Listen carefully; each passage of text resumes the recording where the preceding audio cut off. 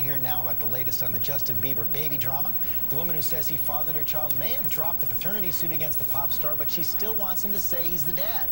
ABC's Bianca Rodriguez here with the latest on that, and Justin's not backing down either, so this battle continues. He's not. Just when we thought it was over, they pull us back in. George, ABC News has learned that earlier this week, after Mariah Yeager dropped her paternity lawsuit against Justin, her lawyer subsequently dropped her.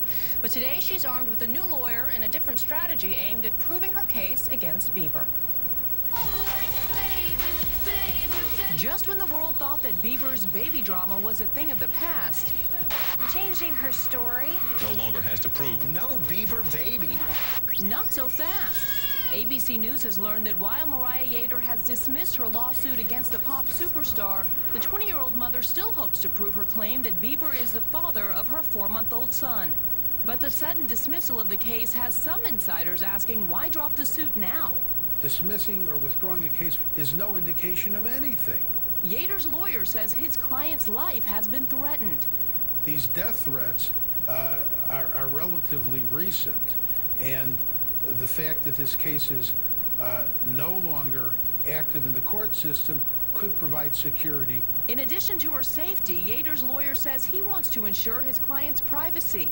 I don't want my client's safety to be at risk if she shows up for a DNA test and there's a stalker waiting for her. Yeager's lawyer says the two camps are currently in secret negotiations over the matter. While Bieber's representatives have confirmed that the pop superstar will go through with the DNA test when he returns to the U.S., which they say will be very soon, a spokesperson tells ABC News there are absolutely no settlement discussions, period. In the meantime, the he said, she said saga appears to be far from over, with Yeager's attorney remaining convinced that his client is telling the truth. I believe in this woman.